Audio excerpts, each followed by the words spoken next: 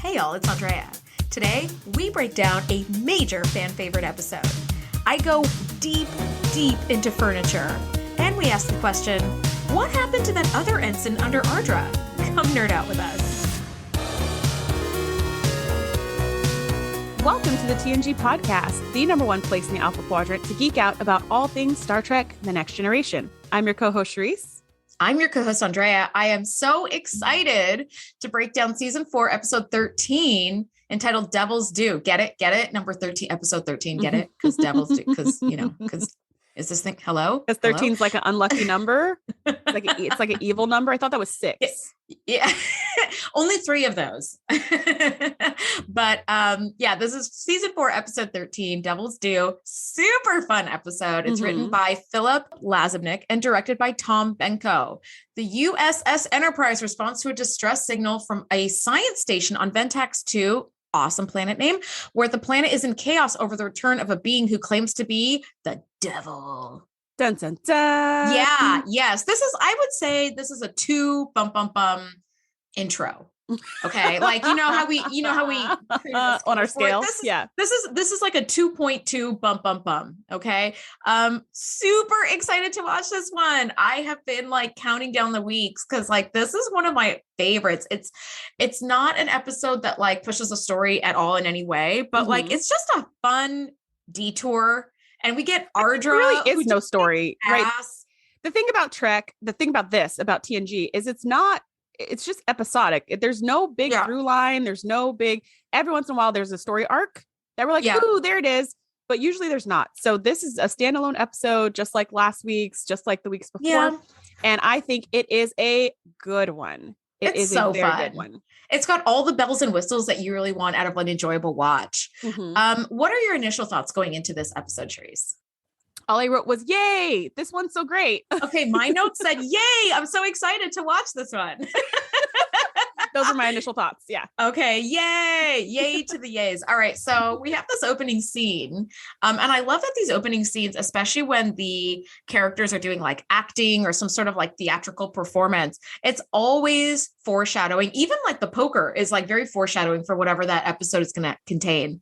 Ooh, I totally missed that until you said that right now. Oh my God. Data is playing Scrooge in what appears to be a theatrical performance of A Christmas Carol, which I was like, oh, you guys still do Christmas? But even if you don't, the Christmas Carol like still exists. Yeah. Cool. Classic piece of literature, even if they don't do Christmas. Yeah. Even if they don't do Christmas. So the ghost is asking him why he doubts his senses and doesn't believe that he's real. And Data's like, you can't be real. It's a ghost. Blah. And it turns out he's not quite playing in the holodeck and he's not quite doing a theatrical performance. Is that Picard is coaching Data on his acting skills, which I love for Data and Picard, but also does not seem to like line up with Picard's character, where it's like Captain, Equestrian, acting coach. Like it doesn't. But you know what? This actually becomes a theme. We see this a few more times, probably not that many, but in my memory, it feels like all the time, but it's probably like 3 other times where we see Picard coaching Data on humanity using drama, because Data is the one who loves drama and theater to explore his humanity. And he often asks Picard to kind of be there, to be his sounding board, kind of like a mentor. And why Picard? I don't know. Like, it feels like Geordi would make more sense, but Geordi was definitely the sidekick last time they did this whole thing. So, okay. But the acting coach really became like Beverly. She really took on that role as the series developed, where like she became the acting coach. Remember where? She becomes the acting coach for the plays that they do for the entire ship. But for Data, when Data's doing his solo, like I want to know, when he's doing his one-offs, I want to learn more about this emotion or that emotion. It's always Data and Picard. But when they have actual plays that they put on, Beverly's the director, which is so much fun. I can't wait till we get to those episodes too. Oh my gosh, so I do love those episodes. All right, so as they're walking out, of the holodeck where they were doing this practice, Picard gets hailed up to the bridge, and it seems that Ventax 2 has a distress signal that goes out, and the Enterprise intercepts it, and they believe that their world is ending tomorrow. And I love how specific they are. They're like, our world is going to end tomorrow. It's like, oh, wow, that's... So the people are they're rioting, they're fighting, they're doing all this crazy stuff because the world is going to end. And the science station is saying, Enterprise, come quickly and come get us, help us before they like string us up or who knows what. Yes. And, I have a few thoughts on this. First, going a little bit back to the reenactment of A Christmas Carol. I love A Christmas Carol. So I was like freaking out at this scene. I was like, I love this so much. And I didn't put together what you said about the foreshadowing, but 100%, like the ghost of Christmas past comes back to haunt you. Yep. That's what's going on this planet. Yes. And the ghost is imploring Data, like, why don't you trust your senses? Because you can clearly see me and hear me. Mm-hmm. Why don't you believe I'm really here? And Data's like, this could be indigestion. This could be anything. Like, I'm not trusting my senses on this. Mm-hmm. Which is what this whole episode's about. And then in this part where everybody's losing their freaking minds and the signal from the space station actually cuts out because they're like, they're getting in, and you're like, ooh, it sounds, it feels very Star Wars. It feels very Star Wars. We're like, they're breaching the door. Help us. It felt, to me, it felt very zombie apocalypse. Like, man, when someone's trying to break down the door, get here as fast as you can. Hit that warp 9. What are y'all doing? Come on, get over here. And actually this happened. This entire thing happened. It wasn't the first time. It happened many, many years ago. There was this guy who made a prediction that the whole world was going to end on a particular day.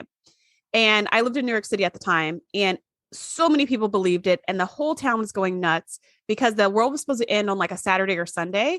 Was this like the December 2012 thing? Is that what that was? No, this wasn't like the end of the year marks the end of the world. But remember, like the Mayan calendar like ran out on like December 12th, 2012 or something like that. And I feel like the Mayans were like, we just predicted the calendar for like the next 1,000 years. We could probably stop after 1,000 years. And everybody's like, it's going to end after 1,000. And like literally nothing happened. This one was posed by some like really shady religious leader who said that he had a vision or something. But it caught like wildfire. Like everybody in New York City was freaking out. People were getting married. Like 17-year-olds were getting married because they're going to die tomorrow. People were like, I mean, people were selling their homes. People were selling their cars. People were like putting their pets into kennels that were going to take care of their pets after the world ended and all the people died. Because I guess the pets still live and the kennel owners still live. Like the logic of this totally escaped me. I was like, why would you sell your home? Like, where are you going to go with that money? But this is what panic looks like. This is what complete panic looks like. It looks completely illogical. It looks like breaking down a freaking space station and taking the scientists hostage. What's the point of that if the world's going to end tomorrow? What are you going to do with that? Like there's no point in that. But this is what people do when they are panicked and afraid. They do a bunch of stuff that makes no sense. So this scene really like hit hard for me because I remember that time and I remember talking to my friends and I mean, it was really sad. Like little kids, one of my friends was a teacher at the time and her kids in her class were like saying goodbye to each other forever on that Friday. Oh. They were like, I'm going to miss you. And I mean, like really devastated that they were going to die. Yeah. I mean, but how scary is that? What if they, just the thought is scary enough, even without the actual death. Imagine those 17-year-olds who got married and the next day the world didn't end. And they're like, I've made a huge mistake. Exactly. But there's plenty of time to annul it. It's only been 24 hours. So I remember that. And I just remember being like, and then on Monday, everything was fine. And that's what's going to happen here. Like everyone's like, the world's going to end tomorrow. Yeah. So they are losing their crap. They're breaking things. They're kidnapping people. They are left and right and just doing crazy things. And then on Monday, they're going to be like, oh, hey, Bob. Oh, like it's all like, now what do you do? And especially these people of all people, because we come to find out a little later that they're very peaceable people that like don't even have crime. Like they're so like polite and nice. Can you imagine telling your boss at your job to fuck off? And then on Monday, you just clock in quietly and just pretend like it never happened. Like you're just punching in and not really making eye contact with anybody and just trying to be like, I'm just going to go do my job. And if nobody asks me to leave, I guess I'm still employed. Note to self, don't burn your bridges, even on the last day of the planet. Still be polite. Okay. So the Enterprise ends up beaming up Dr. Clark, who's one of the scientists on the station. And he tells Picard, but for some reason they can't beam up anybody else because I don't know. Many people. I don't know why. And there's like quakes happening, like things are going badly down there. Mm-hmm. And Dr. Clark kind of fills Picard in on this legend that the Ventaxians were a very advanced technological society until about a millennia ago when they turned their backs on technology and reverted to a simpler agrarian society. Very little social problems, super idyllic until about a year ago when the Ventaxian head of state started growing increasingly distressed about the arrival of Ardra, who for all intents and purposes is the devil. And this head of state really does believe that the Vendaxians sold their soul to the devil in exchange for 1,000 years of peace. And when that 1,000 years is over, all of Ventax will revert to like the property of like Ardra, who will make them all slaves. And I was like, ooh, that's not a deal I'd want to, that's what I called short-sighted. You're like, peace for 1,000 years. Great. Oh, destruction for the rest of okay. No. Yeah. And it's like, it seems like long-term thinking because humans don't live for 1,000 years. So you're like 1,000 years, it's like 1,000,000 years. Yeah. But even 1,000,000 years is finite. And at the end of it, you're like, well, what about those people? Yeah. So like, it's like in the cosmic scale of life on Earth or other planets. Not so much. This is short-term thinking.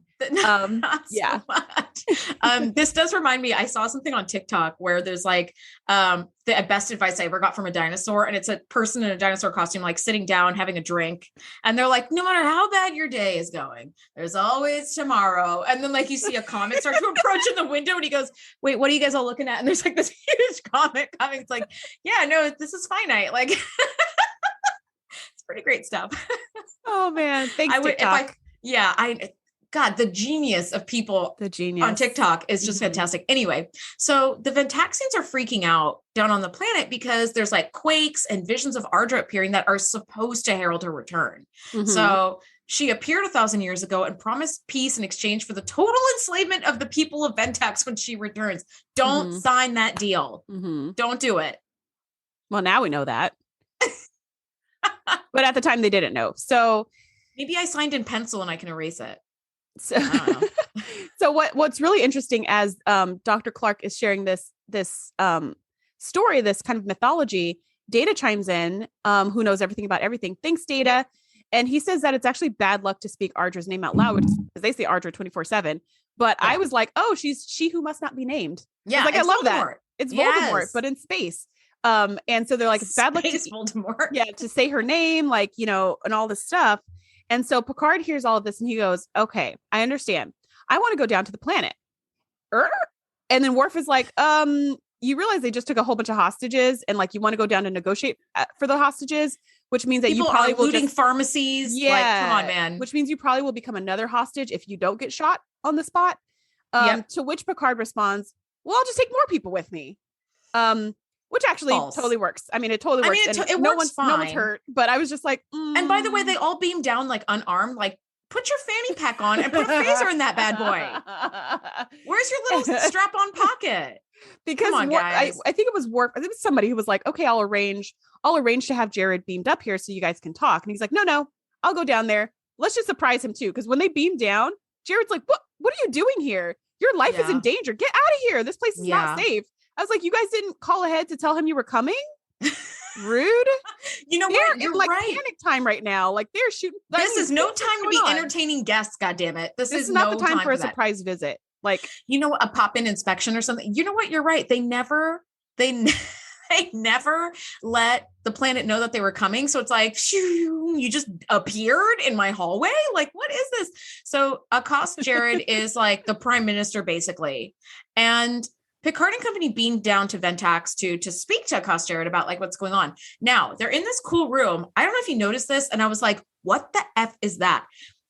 In the hallway outside the room, I'm not even kidding you, is a prop that looks exactly like a gumball machine. And I was like, no way. What the fuck is a gumball machine doing? Like, did they paint it so it looked like a space gumball machine? No, it was like red and it had like a clear globe on top with shit in it. And I was like, do I put a quarter in and get like a slappy hand? Like those little spaghetti hands that you throw against the wall? Like what the fuck? And it just had like these little metal things that kind of went around it. So it changed the shape a little bit, but I was like, that's a fucking gumball machine, like straight out of 1989 Bonds. Like, what is going on? Like, that was so weird to me and totally took me out of the story. You know what? When you get your job as a set decorator, don't do that. One day. Yeah, don't do that. Note to self. Spray paint it or something. Do something. Like, it's a cool shape. It's kind of like an upside down potted plant with like a globe on top. Like, yeah, spray paint that puppy. Yeah, there was practically like a space to put your quarter in. I was like, what am I looking at? Anyway, it was super weird. Okay, but bam, we've got this cool sound effect. And this woman appears and she goes, time's up. And I was like, oh, and everybody's like, Ardra. First of all, the woman who plays Ardra is played by an actress named Marta Dubois. She had auditioned for a bunch of different roles on TNG, and they couldn't quite find a perfect fit for her, but they did keep her information because they're like, this woman is amazing. We just need to find the right role for her. So my advice to you out there is if you have this job you really want and they're like, you seem great, but we don't have a role for you, keep checking in because there will be a space for you. And they even created this role and they were like, as soon as we thought of her, they were like, stop looking for any other actress to play Ardra's role because this woman killed it. And the writer and the director on this episode were like, we couldn't have found a better actress to play this role. She gives me shades of the outrageous Okana, but like much more high stakes. Like she's very roguish and scampish and like fucking super confident and like arrogant and playful, but like deadly also. Like, oh, so good. So great. And I love her. Also, her hair, her makeup, her outfit, I want all of it. Her makeup job was beautiful. Like the ridges on her forehead, all of that it was subtle. It was cool. It was alien. It was beautiful. Like her little smirk just fit perfectly with it. Her outfits were to die for. I was like, oh, I want even all like of the them. Victorian outfit later, like Marta Dubois fucking killed this role. Even down to her shoes. There's like a scene later on where she's on the bridge and she kind of like has her feet up. And I was like, are her shoes like freaking striped to match the stripes on her? What the heck? Yep. Like, and she had this like weird heel on the shoe too. And she did. Wow, like a gold heel. Cool. Oh my gosh. It was just amazing. So great. So this character all around inside and out was a fantastic creation. Just killed it. Totally. Well done, writers. Well done. And well done, actress. Well done, Marta Dubois. Like totally crushed it. Now she ends up pulling up these contracts and dismissively hands them to Jared. And she's like, I want economic forecasts. I want everything that you've got. Fill out this form and get it back to me. And Picard, everybody is like bowing and scraping. And she's like, and stop bowing and scraping and talking to me in like thous and thous and these. It was entertaining for a few centuries, but I bore easily. And I was like, oh, I can understand like ADHD. I was like, oh yeah, no, I totally get that. And Picard is the only one standing like upright and looking at her. And she's like, oh, like this, like alpha male. You're not scared. This I could do. Yeah. Which I totally loved. She does claim to be the devil by many names.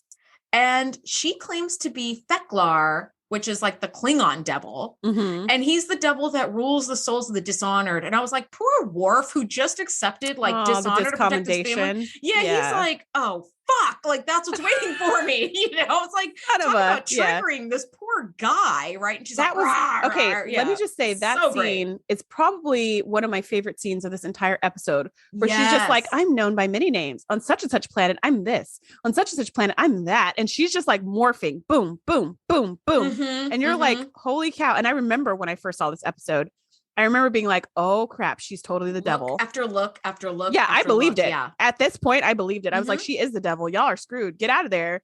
And then like a little bit later on when she's like 7. Yeah. Yeah. A little bit later on when she's like, I own everything, including whatever's in orbit. So I own the Enterprise. I was like, oh no. Yeah. Because I was like, and I remember not understanding and wondering why Picard was so convinced she's a con artist. So convinced. I was like, but look at all the proof. Like, why does he not believe her? It's the ghost at the beginning. Like, why don't you trust your senses? Yes. She was so convincing. Yeah. And Theklar is disgusting. That was disgusting. That was another good makeup job because it was like, it was terrifying in a gross way. And also I'm glad we only saw it for like a second. Yes, I'm glad we only saw it for a second. It was very, very well done. I did see a behind the scenes photo of the actor who plays Theklar between scenes, like talking with the director and like going over notes. And you see these like two perfectly normally dressed people and then fucking Theklar. And I was like, and there was like drool coming down. Right. I was like, oh, and they're like, oh yeah, a little more in the eyes or whatever. And it's like, okay, like it's just so weird and like out of place. Now we see Theklar twice in this episode. The first time is just a torso and he's towering over Worf, who's like 7'9" or whatever the fuck he is. Like he's huge, right? Yeah. And so he's towering over Worf. But then later when we see Theklar, we see more of a full body shot, like from the hips up. Yeah. And he's like a centaur kind of thing. And I was like, oh my God, like even scarier, like does such a great, if you had to think of a Klingon devil, that's the one. That's totally it. Yeah. Now, Picard asks Data to review this 1,000-year-old contract to see if it's legit. And he's like, all right, I'm going to go up to the Enterprise. You guys have it down here, right? All right, see you guys. And aboard the Enterprise, the senior staff is like, maybe she's a Q, which I thought perfectly legit. That's a good reason. Yeah. Or good, a reasonable assumption. And I also, I like how, they have all these great theories and Picard's just like, I have I feel like I'm in the presence of a flim flam man or whatever. And I was like, flim flam. I love that. That's another one of my favorite scenes because I'm just like, but how does he know? He just feels like she's a con artist. He just feels it. Well, that's the thing. Well, a lot of people may not know, but the term con man or con artist, it's short for confidence artist. So their best trick is that they can gain your confidence and then rob you blind, right? So that's what con man is, or con woman or con artist, where they are so convincing. Like, first of all, accost Jared, you need to be demoted to like something else. Cause he was like, Ardra's here. Okay, let me just give you everything. And here's all the passcodes to like, and here's the bank vault like combination. But she was very convincing though. She was very convincing. Very convincing. Very convincing. So they're all like, maybe she's a Q. And I love And then they said maybe she is Q. Did you hear that part? Maybe she is Q. She's actually Q, like maybe pretending to be Ardra. Yeah. And they were like, Q wouldn't bother with contracts and economic forecasts. And like Troy said that, and Picard was like, I caught that also. Like there is something to be gained financially, which Q couldn't fucking care less about. Right. Now they walk out onto the bridge, and this is that amazing scene where Ardra is sitting in Captain's chair and she's got her feet up and she's like, hello. And she does these few tricks when they try to remove her. Worf tries to like bust her off the bridge and she bounces him away with a force field. And then she gets close to Picard and grabs his hand. She's like, I was really hoping you would try. And I was like, ooh, Ardra like some spicy. Getting like serious Waxana vibes here. Totally. She's just like obsessed with Picard after 1 second. We don't know why. Doesn't matter who. Aren't we all? Doesn't matter who. And Picard is just like, ugh, just like he is with Waxana. He's not like that. Which is interesting because he ends up falling for Vash, who's a total fucking con artist. So I'm like, yeah, but she's like a roguish scamp, and Ardra is like dangerous. She is a con artist, but you know what Vash did differently from Waxana and Ardra? Vash never chased Picard. No, she's like, get away from me. I'm on a job into the adventure. She was like, I know you wanted to come. I knew you wanted to do this. I knew you wanted to do that. Like, come on. Like, I know you're having fun in this cave. You don't want to be in some stuffy like resort or whatever. And kind of like invited him into this great adventure versus Waxana and Ardra, who are like, sleep with me right now. Yes. And he's like, oh, okay. It's like a shade too direct. 1 degree more. If they were like 1 degree less, he'd probably be like, yep, that's my type of woman. He probably would have gone for it. Now, they try to remove her several ways, and she keeps like popping up and reappearing. And all of these little, like her little bag of tricks is what makes this episode so much fun to watch. They beam her away, and Picard says, Ensign, take us out of here. And she turns around and it's her again. And you're like, no, like how did she wearing the Starfleet uniform? Yes, which is sacrosanct to Picard. So it's like even more insulting. How did she do that? Amazing. So good. So good. Now, but when she does that, Picard's not like, wow, you have magic powers. He's like, didn't I just tell you to get off my ship? Get off my ship. I'm not impressed. Get off. I was just like, I was impressed. Yeah. I'd be like, what? Wow. Yeah, seriously. And without even an assistant. So Data comes in and he's like, the contract is legit. She now owns the entire planet. And she was like, a bonus, like an android as a bonus. And Riker's like, a bonus. And she's like, well, yes. When I came to possession of Ventax 2, everything on the planet, in the air, and in orbit. And I was like, how far does orbit extend? Because that could be like really, I don't know if I like that. I'm going to say it's as far as she wants it to because she's a con artist. As far as she wants it to be. Yeah. And Data is like, I'm afraid that the contract can be like interpreted that way. So yeah, she's like, I do own the Enterprise now. And my first thought was, Picard, you need to get on the horn with Starfleet Command and be like, we've got a little problem here. Because I love that he just starts bartering the ship. Like, I'm going to out negotiate you for the ship. And it's like, the ship isn't even yours, Picard. It's not even yours to give away. Like, you belong to an entire conglomerate, like an entire military that's not military. Like, what are you doing? Okay, but whatever, doesn't matter who. Picard is like, Ardra's a con artist and I'm going to out-con her, which is a fun challenge to set, I think. Yes. So one of my favorite shows is called Leverage, and it's about a group of kind of like con artists who go around and steal from the rich and give to the poor. And it's a super fun show. But something they say all the time on that show is you can't con a con man. They say it all the time. You can't con a con man because they see every con coming because they're like up in the game. So as soon as he said, I'm going to outcon the con artist, I was like, you can't outcon a con man. Don't do it. You can't do it, Picard. Well, because there's a finite number of cons, and they all have like different formats, but it's a riff on the same thing. Yeah. So if you're a really good con artist, like the pigeon drop, and like all these like the like biggest cons. So it's kind of hard to con a con artist, which you're right. So Picard decides he's going to fall asleep to a good book, and Ardra pops by. As he's wont to do. And Ardra pops by to try to seduce him. And her outfit is fucking crazy. Oh my gosh. I actually thought about you when I saw that outfit, because I know you're currently looking for a very cool outfit to wear for a girls trip that we have coming up. Yeah. And when I saw the sheer and how like it was kind of glittery and shimmery, I was like, ooh, that's really cool. You know what I thought? I actually did think about that outfit, and I was like, that would be a badass look to like Comic-Con or something, or like as a cosplay. Although you would have to have yourself covered up in discreet ways so that it's I mean, it looked like she had on a one piece underneath it, but she did. But like, and her hair was all teased out and crazy. And Picard is like throws his book on the night table and like goes storming out in his pajamas and little like deep V shirt, which love the look on him. And by the way, Patrick Stewart in amazing shape at like 55 plus. It's like, holy crap. Having to be, because those uniforms are like painted on them. They really are. And he tries to like do the intruder alert bit. He tries to leave his quarters, and she's like, I thought I would arrange for a little privacy. So he is fucking trapped. And he's like, I think you're vulgar.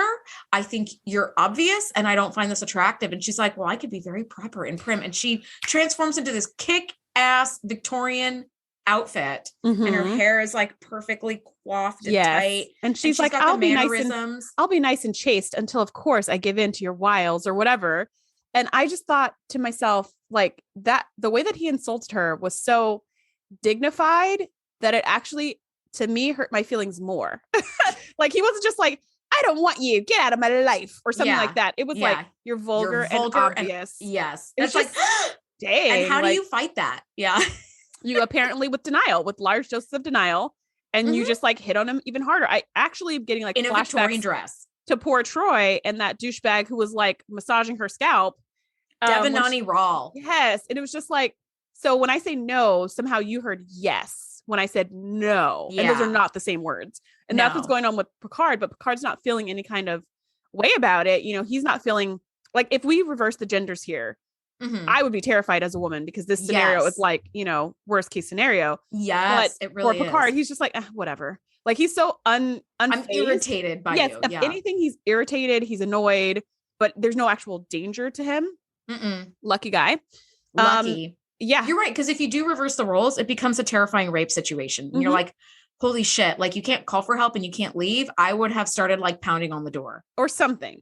Right. Yeah. But in this case, we are all confident that Ardra's not going to sexually assault him. She's trying to seduce him. And so if he doesn't give in to her, she's going to be like, whatever. She's not going to like force herself. Yes. So in any case, it's a weird situation. She says, I can be anywhere and anyone. And then you hear the like sound effect.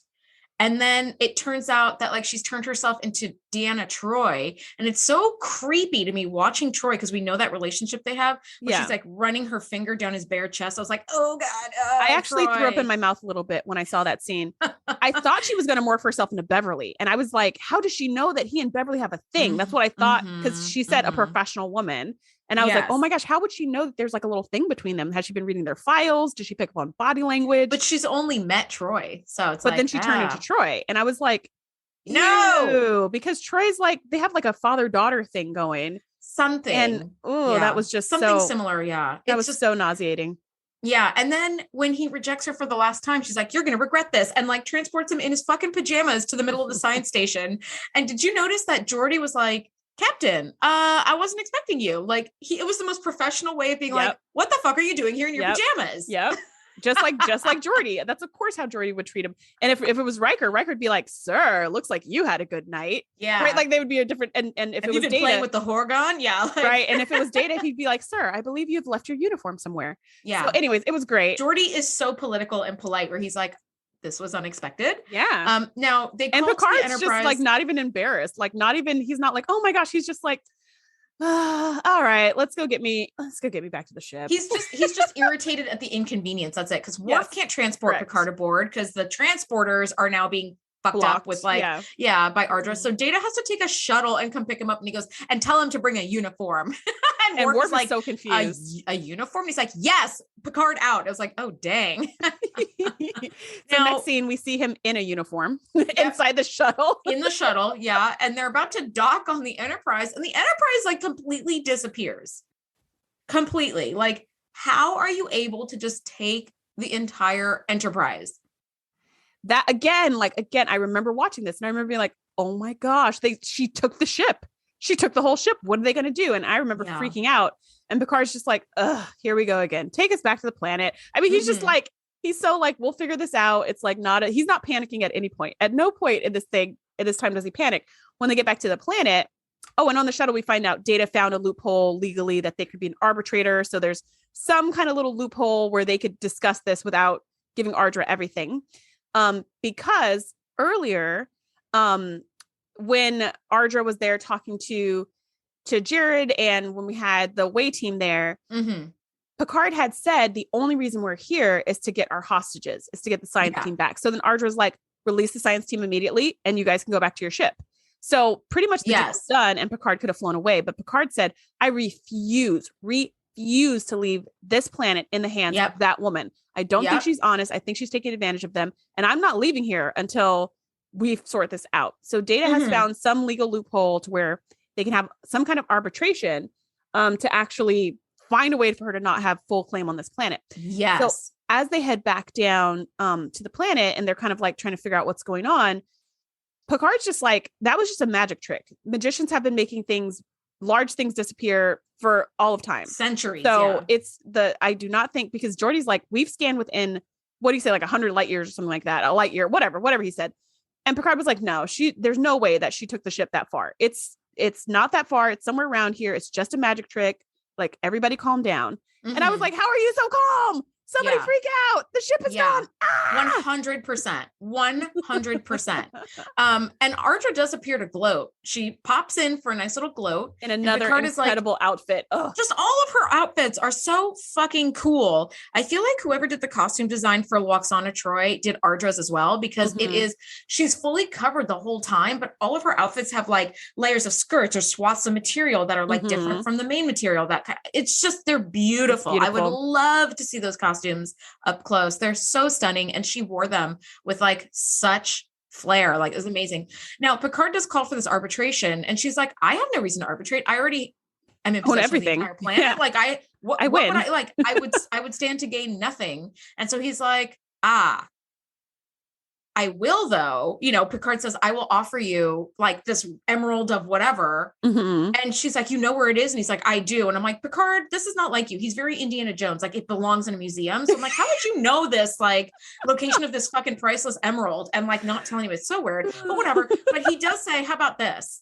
It's the Toxutot all over again. It is the Toxutot all over again. But she does agree on the condition that if Picard loses, he gives himself over to her entirely. She's like, I already own your body, but I want your heart and your soul, and I want you to give yourself over to me. And I was like, no, Picard, don't. If you force them, if you win them in a contest, then it's not legit. Like, it's not. You cannot like in any way storyline of like bewitching somebody to fall in love with you with like magic or whatever. And it's like, but it's not real. Like, it's not real. And so in every story that's kind of ever written about that, it always ends up falling apart because it's not. Yeah. Like, if it's not a choice, it's never real. And she's like, and I want you to give your heart to me, give your mind to me. It's like, no, he's not going to do that. His body to you, but he's not going to give you his heart. Yeah, he will. Yeah, he's just not going to, like, it's never going to be real. No, even if he pretends, it's not going to be real. Yeah. So he agrees to this arbitration. And this is something that jumped out at me. So the arbitration start, and Jared is talking about how the planet was dying 1,000 years ago. Oh, and they picked Data to be the arbitrator, by the way, which was so great because Ardra's like, well, Data's impartial. So that's why I want him to be the arbitrator. Like, he's just going to look at the facts and then judge either way. He won't let emotions cloud, which literally anybody else would. Yeah. And Picard, and then Data's like, Picard, I don't think you should pick me for all those same reasons. I will rule for whoever makes the best argument, even if it's not you. I do like you a lot, sir, but like, I have to follow the rules. Yeah. And Picard's just like, sounds good to me. Like, that's because there's nobody else on the planet who wouldn't be intimidated by Ardra. So it's the worst choice and the best choice. Yep. Now they start this arbitration. And Jared is talking about how the planet was dying 1,000 years ago and Ardra came and saved them and all this shit. this jumped out at me. The chair that he's sitting in is a very unique chair. And I've always remembered it from this episode.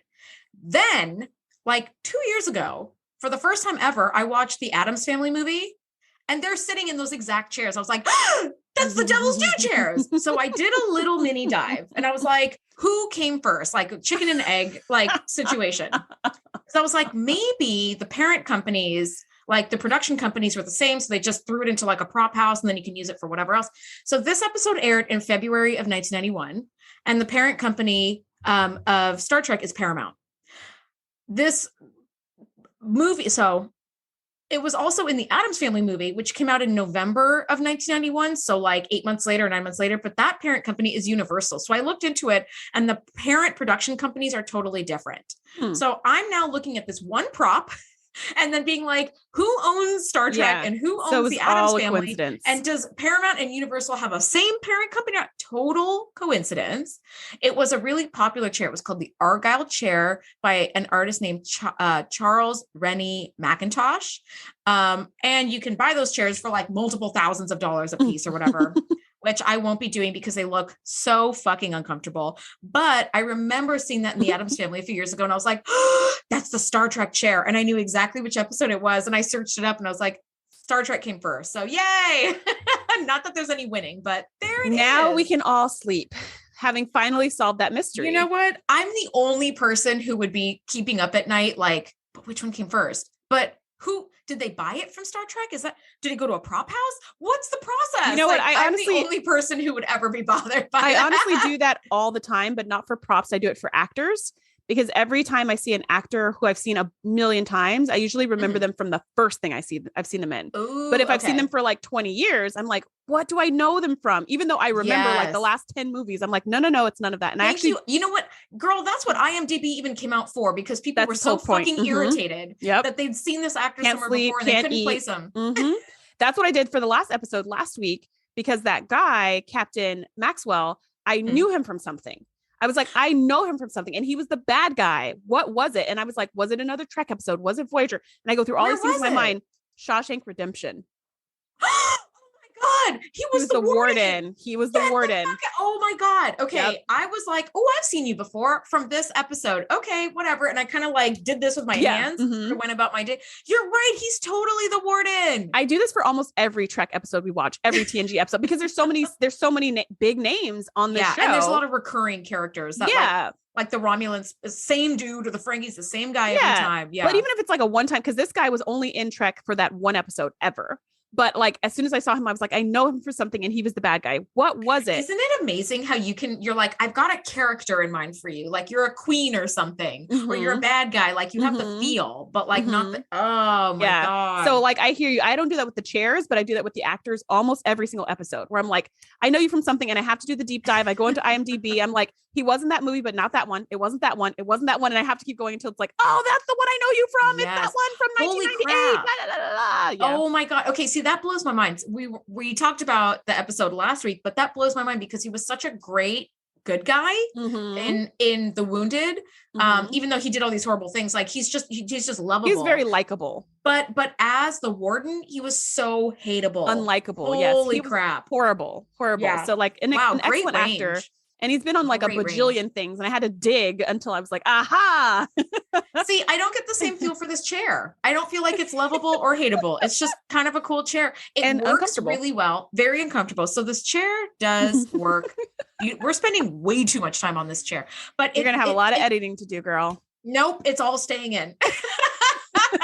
But I refuse to edit this out, but this chair fits in so perfectly with this like planet that it's like, yeah, that makes sense. To me, it just stood out in a really weird way by Addams Family, where I was like, what? This is like super futury and fucking weird. So it works perfectly in Star Trek. So A+ Star Trek. Anyway, arbitration is happening, and Ardra is able to like identify herself as Ardra, because they're like, how do we know you're the Ardra from the contracts? And so she's able to do her powers and Jared is like, yeah, no, I totally believe you are.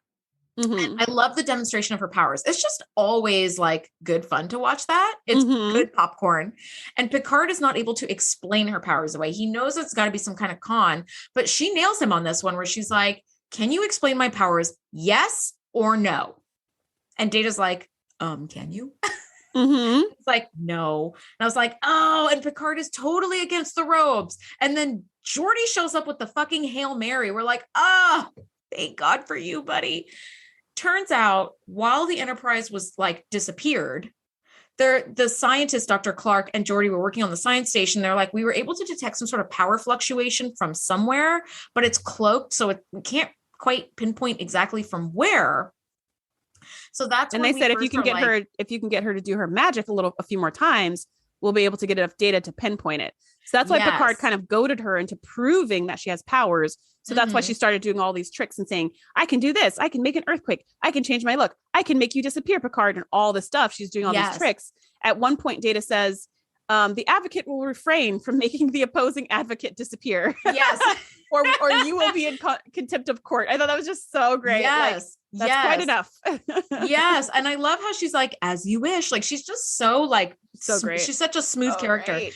Now, Geordi shows up with that Hail Mary and he's like, we found a cloaked ship around another planet that appears to be the source of Ardra's power. So Picard is like, hey, can we have an hour recess, which they have. And I love that this is a thing that they do in this episode.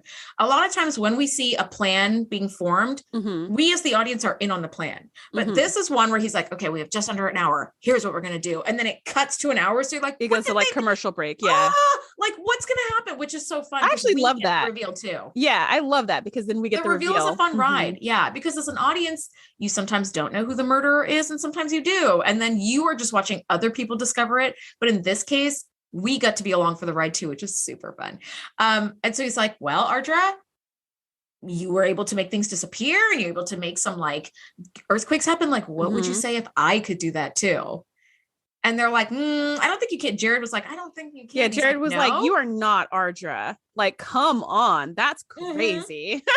And he's like, except that, shake, shake, shake, shake, shake, shake. Here's some like quakes. And he's like, Ardra, will you turn off the quakes? And she's like, okay. I like the quakes. I thought that was like, that was so great. That was another one of my favorite lines where she's like, I like the shaking. That's the only reason I'm not stopping it. And she wasn't like, I mean, so smooth.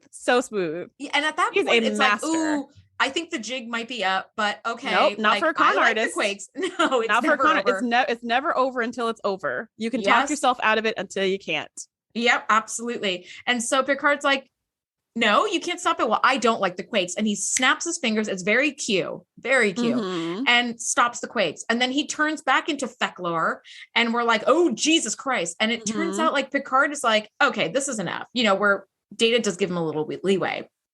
And he's like, okay, sir, your leeway is like running out. So he's like, let me fill you in on what we have discovered.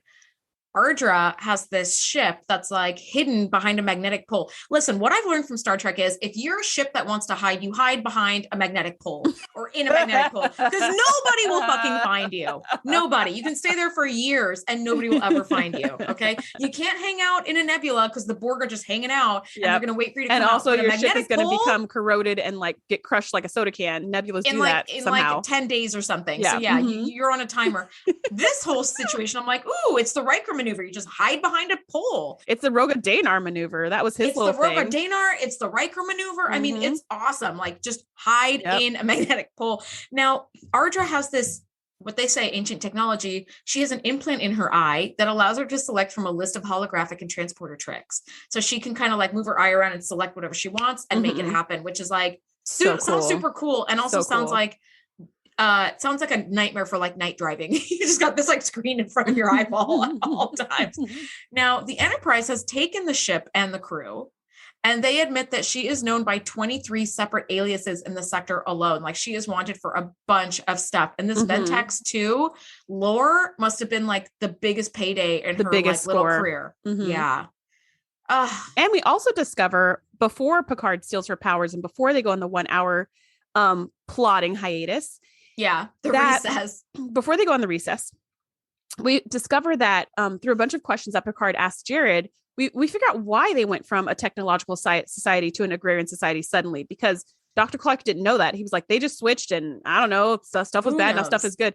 And so Picard keeps asking, like, what exactly did Ardra do? What happened? And so it turns out that their world was full of pollution, just like ours. That was like a very very thin metaphor there, but was full of Yeah. pollution. So they switched from industrial society to being more agrarian, to being farmers. So that cut back a lot of the pollution. And then they instituted like all these new social things like rules and laws. Lots of like social and public lots of reform so that they went from lots of toxic people and toxic environments to what they have now, which is like full of peace and happiness and whatever. And that's why they never went back to the industrial life, even though technology has now been available to them through their connection with the Federation. They know the damage that it will cause in their world. And so that's why they've gone and done this. And it's actually been 1,000 years of hard work that's gotten them to where they are. And Ardra had nothing to do with it. And Picard was just like chipping away, like, oh, so did Ardra sit in on the council meetings? Did Ardra create the reforms? Did Ardra take down the industrial stuff? And it was like, no, we did all of that. And so Jared's kind of like, wait a minute. Like, what did Ardra do? I do love that, because Picard is like, well, she must have been here to implement these social changes or help with the ratifying of this like constitution. He's like, no, we actually kind of did that. No, we kind of did that. And too.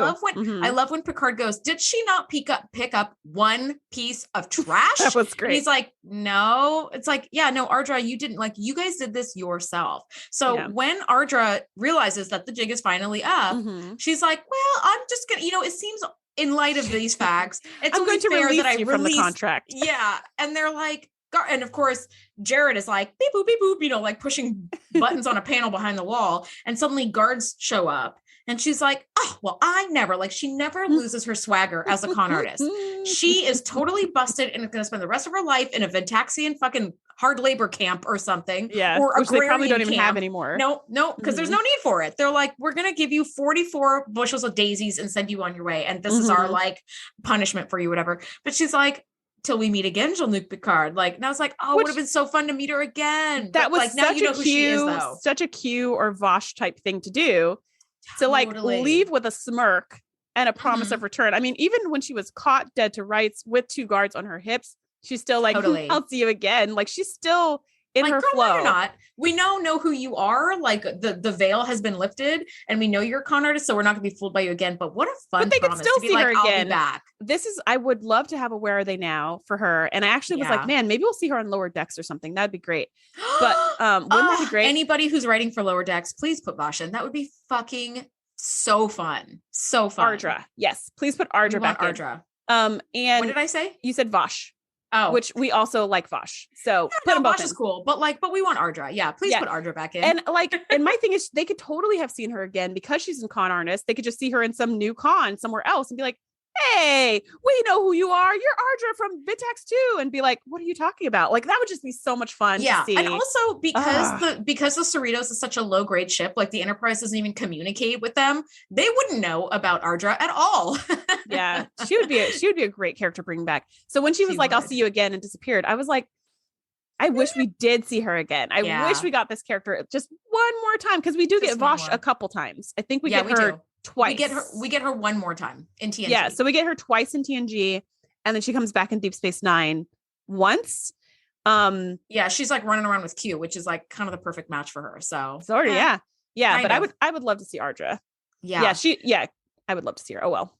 Final thoughts on this episode. Final thoughts. This was such a fun episode, and honestly, I didn't want to take any notes for this whole episode. I just wanted to watch it. It was really hard for me to take notes about like what I felt about things, because I was just like, oh, cool outfit. Oh my gosh, that was such a great line. That was really funny. Oh my gosh, she's back. And now she's an ensign. But there was an ensign underneath the ensign. Like all of it, I wanted to watch. I thought that too. I was like, where the hell did that guy go? Like, well, yeah. That was amazing. So this is a great episode. I got to say, doing this podcast with you really changes the way that I watch TNG. It's hard for me to watch TNG as a regular viewer now, because our role is to watch it and take notes and like do all the stuff. So you have to pause it like every 2 minutes to like jot down notes. And I was like, oh man, I don't want to do I really want to do a review on this episode, but I really don't, because I just want to watch it. Like, I don't want to have to do homework on it. Yep. I found a little bit of trivia about this episode.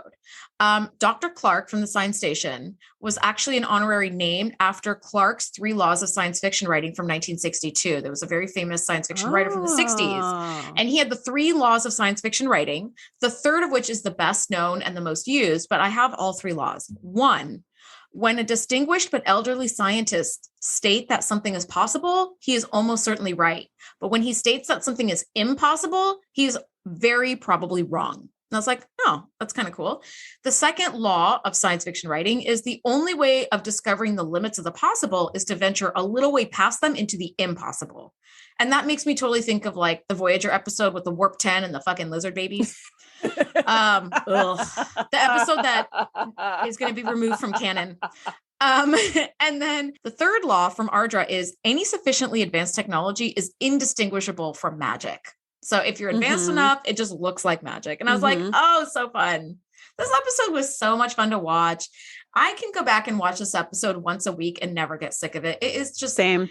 It's delicious from start to finish. The writing, the storyline, the characters, the acting, the costumes, the makeup, like it's all fantastic. I love it. It's like the perfect episode. Well done. It really is. This is one of my top 10. It's just super fun. I think I have different top episodes for different reasons. Like, yeah, I was going to say that's hard. There's a lot of Deja Q is like super fun. Devil's Due is super fun. Like I love them because of their fun element, but like last week's episode, The Wounded, didn't remember, would probably have a hard time watching that again, but the impact of it was a lot deeper for me than like, this is just a fun popcorn watch. Yeah. Like I won't watch last week's again. It was very deep and intense.